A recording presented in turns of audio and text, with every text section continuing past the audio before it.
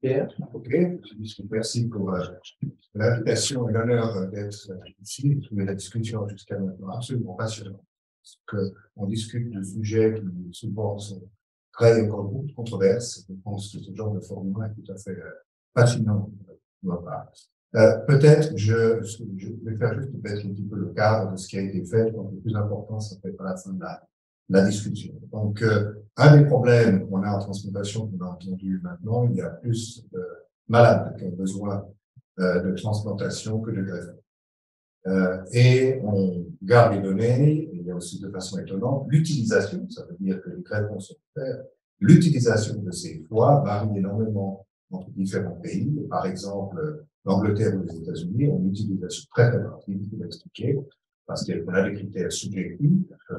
C'est une décision qui est prise par un groupe ou par une personne, mais il n'y a pas vraiment de critères objectifs. Donc, une des idées, c'est d'avoir toutes ces techniques qu'on a discutées pour augmenter le volume de fonds, utilisant la régénération, différentes choses, les donneurs vivants, et l'autre est simplement d'augmenter l'utilisation. Donc, l'idée de faire court, il n'y a rien de nouveau dans ces perfusions, comme Starzel en 1960.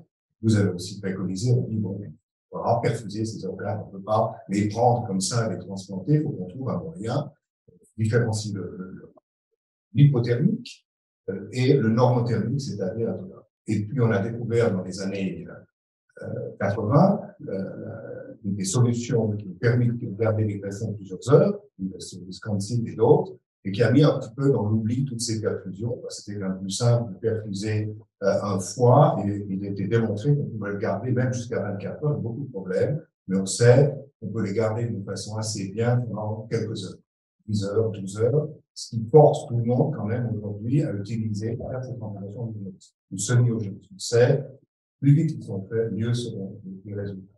Donc là, dans les années 10-15 ans, il y a plus de groupes, d'autres se sont dit, on va travailler sur le normothermique, c'est-à-dire prendre un foie et le perfuser à une température normale avec de l'oxygène et essayer de faire ça. Et là, en 2015, ce projet qu'on a fait commencer il y a déjà pas mal de temps, ça fait beaucoup de temps, on a reçu un grant, de l'argent de Hans Jörgis, qui a dit, lui donner de l'argent en disant, je veux quelque chose qui peut être développé rapidement, qui ne veut pas donner de l'argent pour la recherche de base, et là on a appliqué, on a eu de l'argent, on a encore aujourd'hui, pour avoir une machine dans laquelle on peut mettre des foies, être sûr que ces foies vont marcher, et puis ensuite les transplanter plus tard. Donc là, je vais passer le premier diapo, le numéro 5, désolé, c'est le point numéro 5. La première question, il y avait déjà en 2015-2016, quand on a commencé là, je vais la rouge, non, plus loin, là, encore, là, voilà, c'est ça.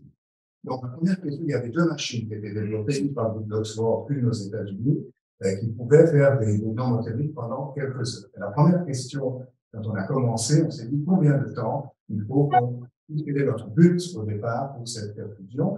Donc là, je vais prendre ça, c'est le but peut-être. Donc là, en rouge, c'est ce qu'on connaissait, c'est les lésions, on prend un organe, une foie ou d'autres, et qui reperfuse, il a des dommages qui se passent en général assez rapidement et qui sont réglés en général en 48 heures si le foie marche. On sait aussi qu'il y a des modèles de réparation sur les cellules endothéliales, les hépatocytes qui commencent en général à 3 jours. Donc notre première idée, c'était d'aller à 7 jours et en fait on a reçu l'argent, on n'a pas réussi à faire suite de façon de grand succès aujourd'hui, pour prendre des petits greffons et de les faire régénérer dans une machine. Donc ça va parce que Dr. Scaton nous a montré, mais plutôt d'utiliser le malade et toutes ces opérations, on est simplement dans une machine, on peut faire des donneurs vivants, etc. Ça c'est encore un petit peu de la fiction, bien qu'on va dans cette direction. Et puis on a su aussi que le foie, ce qui était différent de ce qu'on voyait justement, peut régénérer en fait rapidement. C'est 7 jours, on peut avoir un foie fonctionnel qui a régénéré en 7 jours l'opération comme ALS, on va en parler maintenant. Donc, on savait ça. Donc, ce qu'on a décidé, nous, c'était d'avoir une perfusion au moins de 7 jours. C'était le but. À l'époque, en 2015, il y avait déjà des machines qui pouvaient perfuser pendant quelques heures, le maximum, encore aujourd'hui.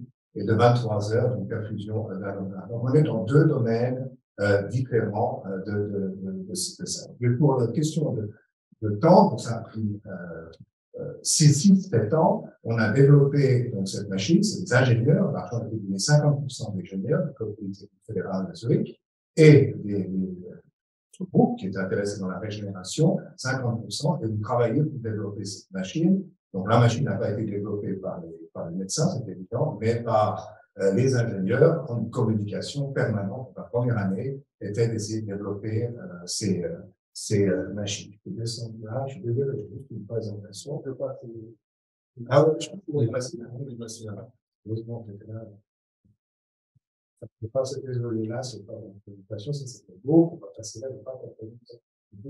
Voilà, ça c'est juste le résumé de tous les obstacles qu'on a quand on développe. C'est facile de perfuser un organe une fois pendant 2 ou 3 heures, c'est beaucoup plus difficile de le faire après. Un des problèmes qu'on a, si on fait du sang, en tout cas les globes rouges, c'est l'hémolyse, et après 3 heures, détruit complètement l'organe. Donc l'expérience de la plupart, c'était qu'ils étaient détruits. Aussi pour le temps, on voit, il y a un problème d'hémodynamique, il y a un problème aussi du sucre. Je vais vous montrer comme exemple, ça c'est pas faire présentation. Ça c'est le sucre. Au départ, la machine a été développée chez le cochon, les surpoids de cochon. Au départ, on s'est rendu compte que c'était extrêmement difficile d'avoir une glycémie qui était correcte. Donc, on a jeté l'insuline de façon empirique, du glucagon, et cette fois qu'on est en bas, donc on avait glycogène élevé dans ce foie, c'était évident, quelques heures, le foie ne passait pas, et c'est là où les ingénieurs sont arrivés, ils ont développé des sensors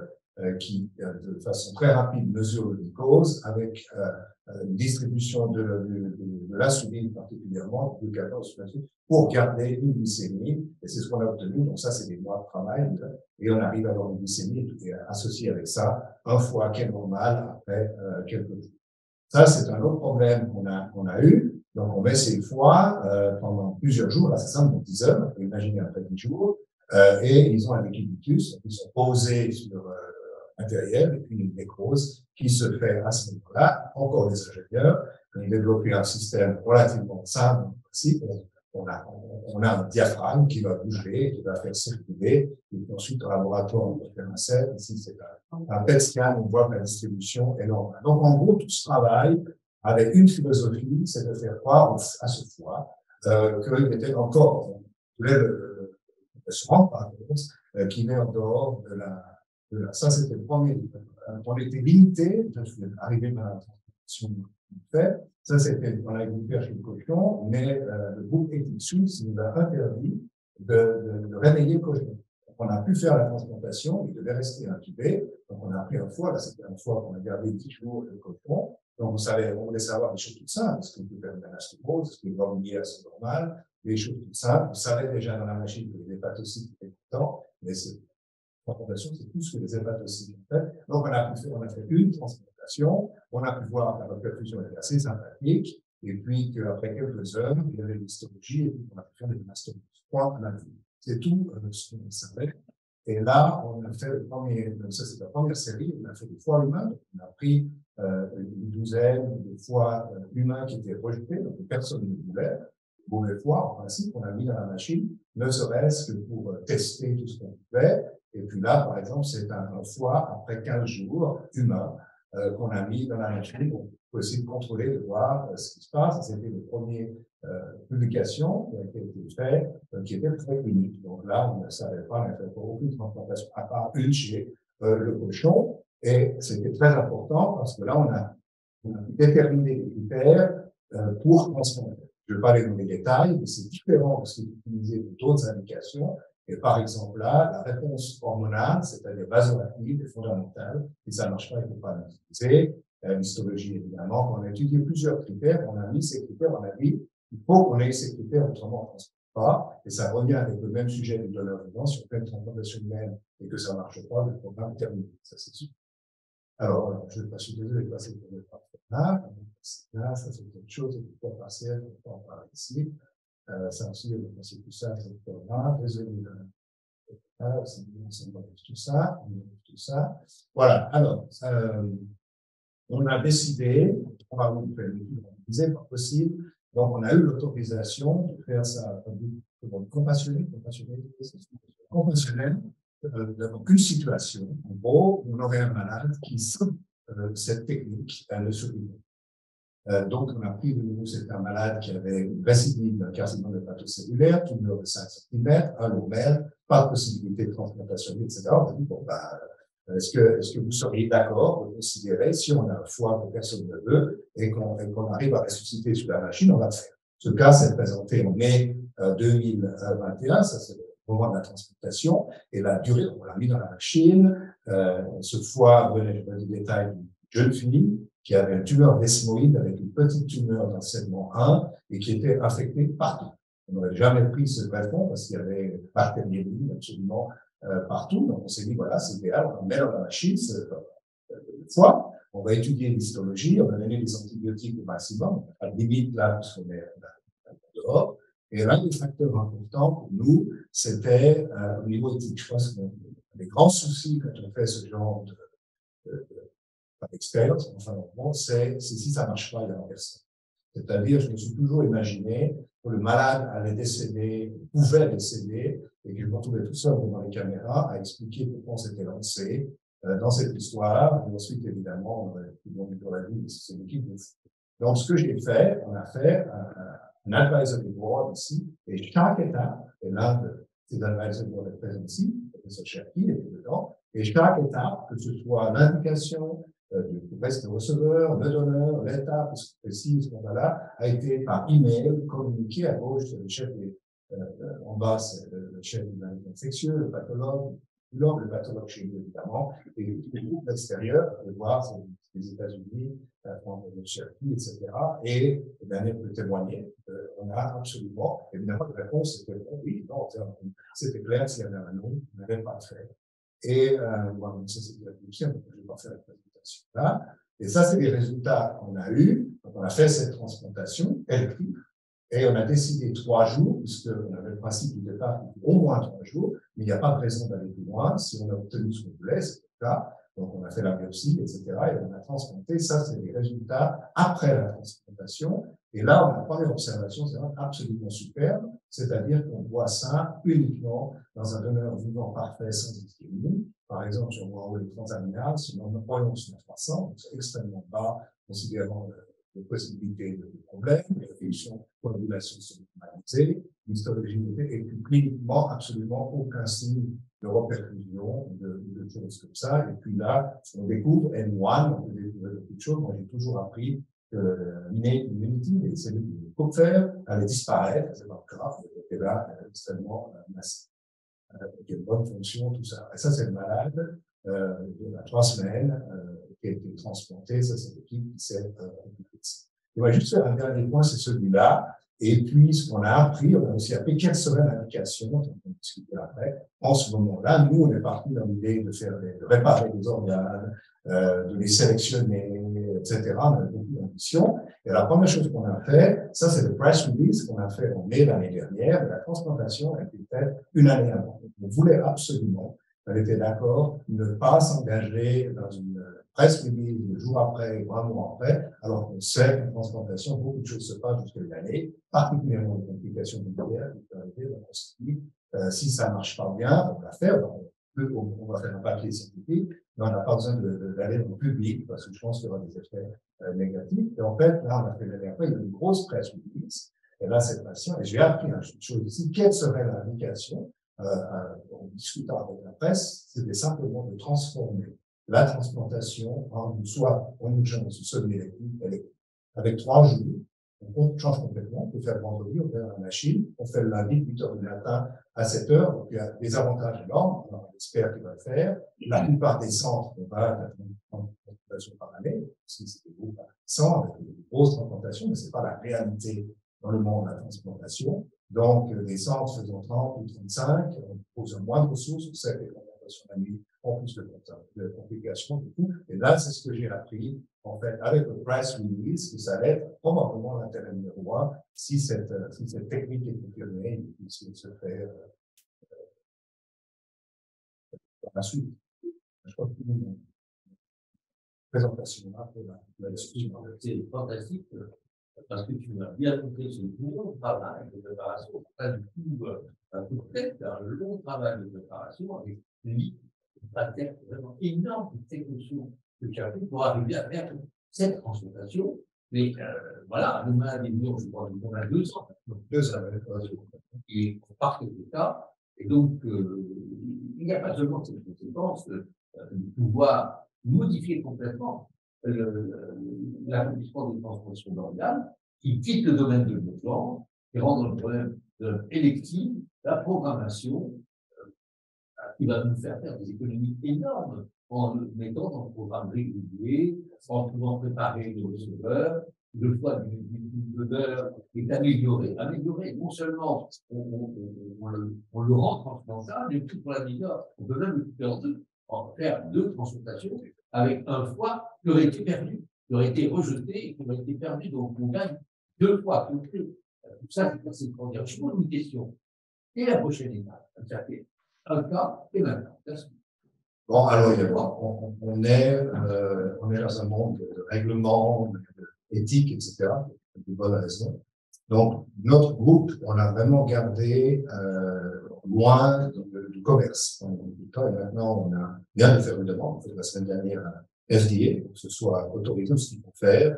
Et là, il faut faire un minimum, on ne sait pas encore, soit ce qu'on appelle phase 2, c'est-à-dire qu'on va le faire, on ne va pas le faire en Suisse, pour une transplantation et d'autres raisons, mais on doit faire maintenant probablement 20 ou 25 malades. On attend la réponse de la FDA s'ils veulent qu'on fasse une étude randomisée, c'est difficile, avec 200 patients, avec un coût et donc, maintenant, on a fait une demande de ce qu'on appelle fast track pour aller rapidement, parce qu'il peut y avoir des conséquences présentées à la FDA. Et donc, quand le cancer, on peut même faciliter la mise en route en faisant en minimum des 20 ou 30 transplantations. Mais maintenant, ce qu'on aimerait faire, c'est pas seulement des foies qui ont été rejetés, parce que c'est un foie qui est à la poubelle, donc évidemment, on aimerait aller se prendre des foies qui sont marginaux, plus de risques, et les mettre dans la machine pendant quelques temps, et ensuite les transplanter, de démontrer qu'on n'a pas de grosses complications. Puis après, il faudra que ce soit commercialisé. En parallèle, ce qu'on fait maintenant, c'est la régénération. C'est pour ça que M. Biss nous a donné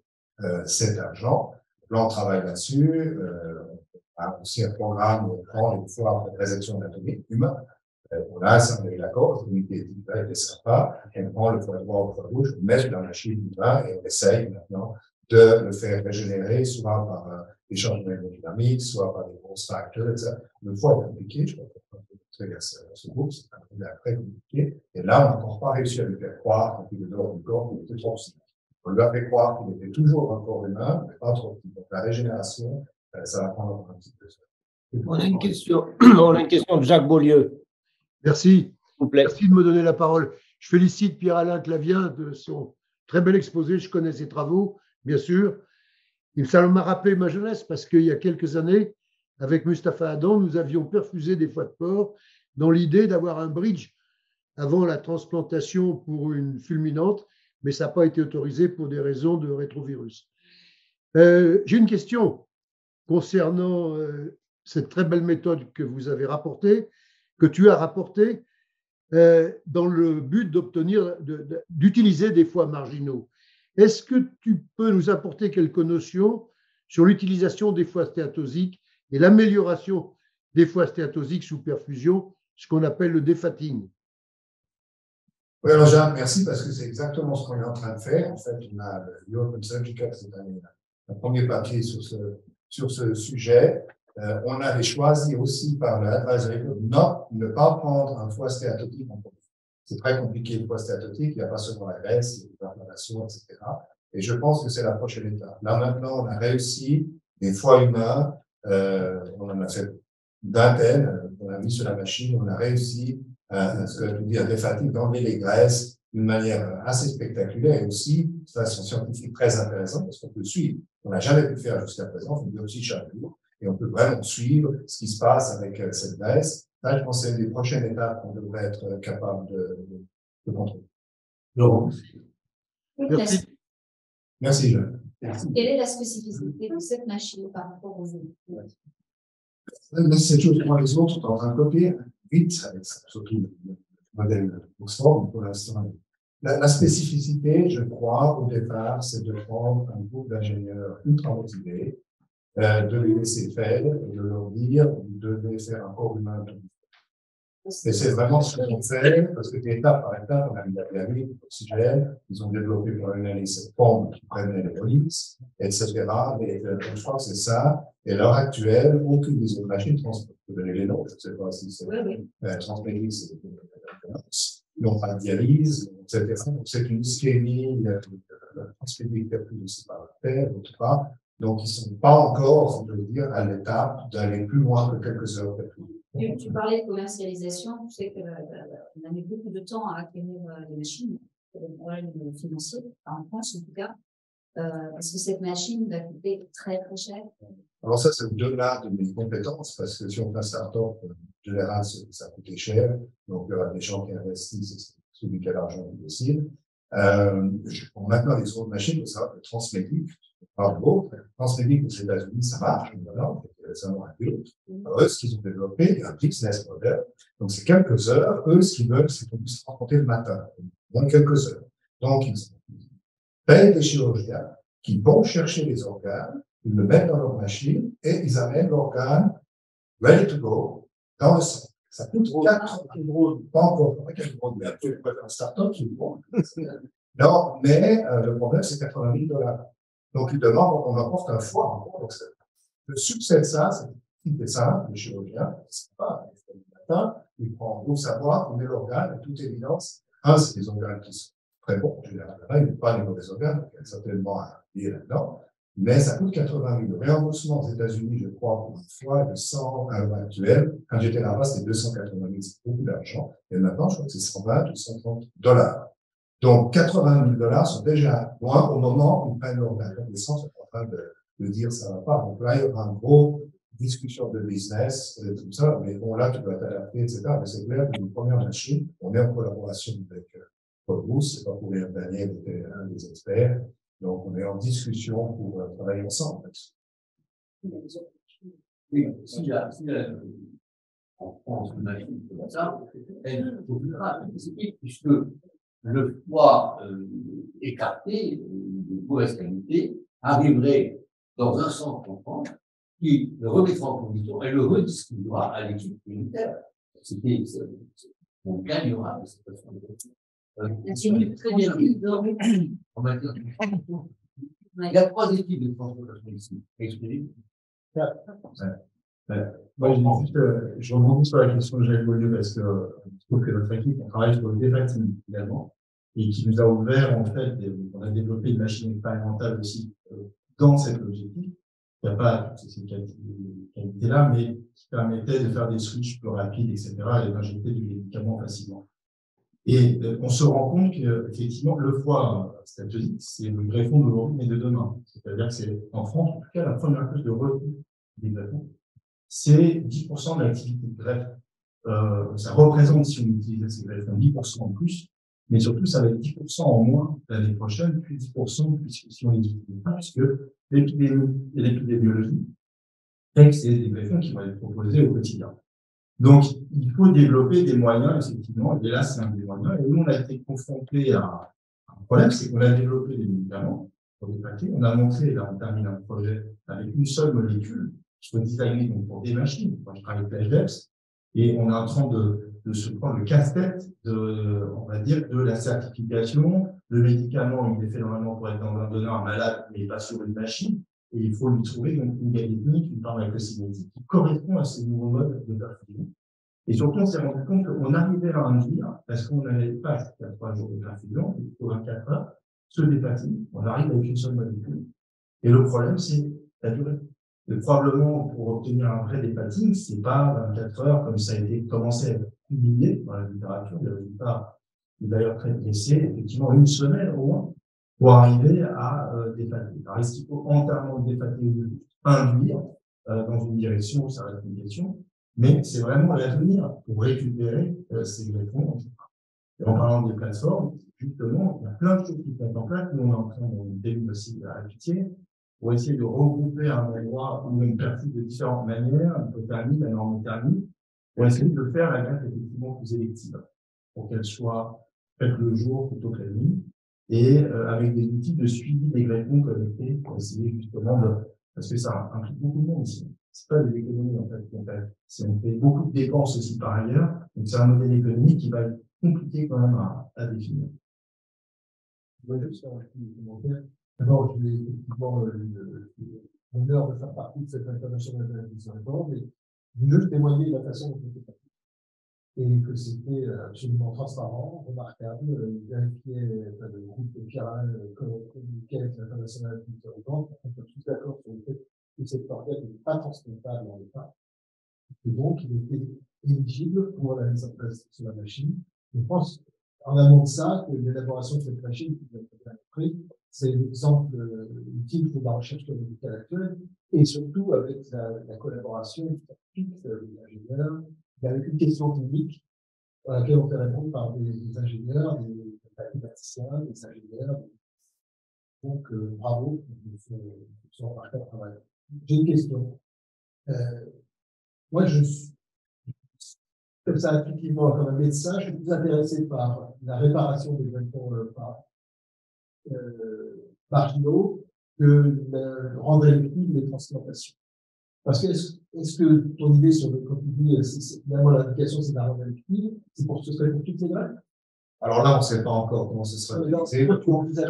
Moi, j'ai communiqué, c'est exactement ce que tu dis. Ça n'est même pas venu à l'esprit, ce qui nous avait même pas venu à l'esprit. Je veux dire, on est des transplanteurs, on a l'habitude de travailler d'une manière totalement technique, chaotique et sans respect pour nous. Donc, je veux dire, c'est ça, on a appris ça dans notre génération, une nouvelle génération, ça fait beaucoup de choses. Et donc, pour nous, c'est exactement ce que tu dis. On était intéressés. Est-ce que l'intérêt disparaît? Est-ce que les cellules marqueurs sont là? Par exemple, on a vu aussi avec les hypothermiques, ils ont pratiquement plus besoin d'immunosuppression. On est absolument convaincus, pour une raison pas tout à fait claire. Ce malade, maintenant, on est à 2 ans. Je crois que je peux arrêter jamais de réflexion projet, rien du tout. On a 1 milligramme de contact, c'est tout. Et puis, chaque jour, vous dire qu'avec un taux très bas, et on a aussi, au niveau expérimental, l'évidence qu'on diminue. C'est ça qui nous intéresse, tu vois. C'est sûr. Oui, exactement. On ne pas prendre de risques, etc. dans le système. Mais c'est le press release. Tu vois, quand tu fais ça, tu as des journalistes qui t'appellent, tu discutes, etc. Et à la fin, j'ai compris ce qui intéressait les journalistes, les gens, et ils vont faire d'une manière élective. Et c'est souhaitable? Oui, je pense que c'est une bonne chose. Alors, je pense, mais il faut pas démontrer. Je pense que si 3 jours aussi, c'est vrai, notre hypothèse, que 3 jours, c'est le lundi matin, 8 heures, vendredi, toujours refaire. Pour moi, je pense qu'on va tout refaire. On fait globalement. C'est les micro qu'on a amélioré. On a changé l'équipe le jour et on peut faire ça en même temps parce qu'on fait la greffe la nuit. Et si demain on fait la greffe de jour, on va se mettre en concurrence avec la chirurgie de l'équipe. Ça va être une catastrophe, c'est encore pas le système. Voilà, les greffons, il y aura Est-ce qu'on peut utiliser ta machine pour un autre organe, pour le poumon, pour un cœur? Ah ben, la réponse est oui. Hein. On est en train de faire, il y a des groupes qui font pour le poumon. Maintenant, il y a une petite étude aussi sur le rein. France Médic et aussi pour le cœur. Au départ, ce qui nous laisse des préservations. Donc, ça devrait s'appliquer ça à énormément d'organes et de tissus. Si on veut même aller plus loin, les intérêts, c'est même pour des gens amputés, des choses comme ça, parce que là, il y a une indication très claire. Le patient arrive en choc. Absolument impossible de réimplanter souvent une main, etc. Imaginons qu'on peut mettre ce bras dans une machine pendant 5 jours. 5 jours plus tard, il n'y a pas de problème, on peut le faire. Donc là, on peut imaginer beaucoup de choses. C'est un point de corruption. C'est vraiment pragmatique et très vite. Par exemple, actuellement, je travaille au milieu. Un rein qui arrive au milieu va dans un laboratoire de tous perfusés, sont redistribués. Mais là, nous, on perfuse dans chacun son hypodermie. Donc, en hypodermie, c'est pas. Ce que je veux dire, c'est qu'il y a quand même. On va imaginer que les centres de transplantation soient autour des laboratoires de perfusation. Ça, je ne sais pas. On est en train même, une PhD qui essaie d'interviewer tous les chirurgiens, c'est pas ce et ferme d'organes, je ne sais pas, je sais pas. Et Pierre, les transports longue durée, parce que moi je rêve de pouvoir amener des transatlantiques, etc. La machine, tu la design aussi avec cet esprit de faire des longs voyages transatlantiques. Non. Alors, pour l'instant, non, mais ça peut être adapté par les ingénieurs. Tu vois, maintenant, on a encore un prototype. Il y a ce qu'on appelle le redesign. Alors, ça, c'est la stratégie de Transmedix. Donc, il y a un petit boîte, on connaît, ça marche, il n'y a pas de dialyse, etc. Donc, on apporte les organes. Et là, en Canada, c'est pas le cas. C'est une grosse machine, etc. Pour l'instant, notre modèle, parce qu'on pense qu'on peut transporter pour d'ischémia assez loin, etc. C'est vraiment ça. Soit j'ai un centre là, et là, on le met à la machine dans le centre, tout simplement. Voilà. Et il y a maintenant, ce qu'ils ont développé, c'est le moyen d'âge des ingénieurs est 29 ans. C'est l'autre génération, en tout cas, c'est là entre nous. Et eux, ils n'aiment pas rester à côté de la machine, donc ils se développé sur le cell phone. Ils ont tout bien donné les pressions, etc. Donc, pendant la Coupe du Monde, là-bas, il ne va pas manquer un match. Hein. Je veux dire, ils étaient là, bien qu'il y avait des voix qui étaient perfusées. Ça, c'était leur intérêt. Mais pour l'instant, non, notre idée de la machine, c'est une machine qui est sédentaire dans la. Je crois que c'est intéressant. En ligne avec Olivier et aussi Daniel, c'est pas forcément l'idée de que c'est possible de faire le rêve de compétition élective, mais surtout à cause aussi des problèmes logistiques pour résoudre après. Et surtout, c'est la possibilité d'avoir un réponse qui a une qualité améliorée par rapport au moment que qu'il a commencé. Ça, c'est pas mal. J'ai une question encore à poser. Une question un peu plus en amont, même si mais est-ce qu'il y a un intérêt à éviter la. Parce que là, il y a c'est du froid, on va sur place, on refroidit le froid, on transporte dans la glacière de transport de technique comme d'habitude, on ramène à la base. Est-ce qu'il y a un intérêt à éviter la scientifique, à éviter la période de semi-froid? Mon impression, c'est que dans la Céato, c'est pendant la période de semi-froid que ça se joue. Bon, tout n'est pas très, très clair. Il y a un groupe collègues en Chine où ils font sans ischémie froide, ils transportent directement dans le temps de contact, etc. Je crois qu'on n'a pas cette réponse. Dans l'ischémie froide, maintenant, on a aussi étudié, tu peux garder les gens pour quelques temps, tu peux les perfuser, tu peux mesurer des choses en perfuse. On vient d'écrire en fait un petit article de revue dans les pathologies, comment utiliser cette machine, qui n'est pas du tout ce que je veux dire ici. C'est-à-dire qu'on tu prends, tu les amènes dans un centre, tu les évalues, et puis tu as des organes qui sont tellement mauvais, tu ne vas pas le mettre dans la machine ou quoi que ce soit. Il y en a qui sont tellement bons, il ne faut pas le mettre dans la machine, tu le transportes tout de suite, et puis on a fait un petit peu une idée comme ça. Et ça, je crois que la façon dont ça va se passer, ça va être décidé par les centres, les malades peut-être, c'est ça va décider. Et puis là, je peux développer ça il n'y a pas longtemps, il y a une coordinatrice qui s'est levée, elle m'a dit un avantage énorme, ça sera pour les patients. Oui, parce que quand on les appelle à 5 heures le vendredi, transporter à la nuit, ça déclenche le stress de ce moment-là, tout le monde. Ça peut être fantastique si on peut leur téléphoner vendredi et on leur dit de venir lundi matin, pour s'opérer, etc. Ça a aussi un effet bénéfique, pas forcément apparent. Nous allons terminer cette séance simplement en disant qu'on a abordé dans l'innovation, on ouvert l'avenir. On a ouvert l'avenir. Quoi? Tu as évoqué des banques d'organes, car peut-être il y aura des centres dans lesquels les organes attendront qu'il y ait le meilleur receveur.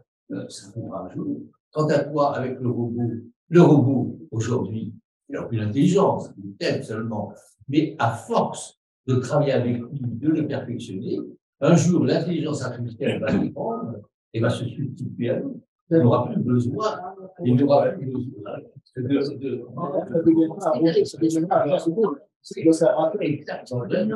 parce qu'il faut bien, on a parlé que de robustité, c'est-à-dire en fait, le robot n'est qu'une machine experte, utilisée par l'homme, mais on va améliorer techniquement le instruments, il y a tout ça, et un jour, le robot va pouvoir utiliser ce robot. Le jour où il aura appris la technique opératoire, il n'est pas actuellement, c'est l'homme qui a la technique opératoire, lui, c'est seulement les bras articulés. Mais voilà, un jour, on en discute maintenant, on a discuté une chose il y a 10 ans, on n'évoquait même pas, on ne pensait même pas à faire un casting par robot, un demeure vivant par ces deux spécialistes, utiliser des outils de réponse pour pouvoir les voir autrement dire, faire des économies sans couper la sans couper la avec des banques d'affaires. Voilà. Mais ceci pour vous remercier d'être venu. Certains ont fait un long trajet. Et merci beaucoup. Merci de la part de l'Académie de chirurgie. Alors, reste à voir maintenant si cette formule, on vient, si le président jugera, le bureau jugera, peut-être qu'il va. On demandait si on pouvait donner un nom à cette séance. Certains dit appeler le studio de l'Académie, de rapprocher un peu des émissions de variété. D'ailleurs, moi, je n'étais plus un modérateur, j'étais un présentateur, animateur, j'aime bien, animateur. Donc voilà, écoutez, merci beaucoup de votre expérience. Bravo.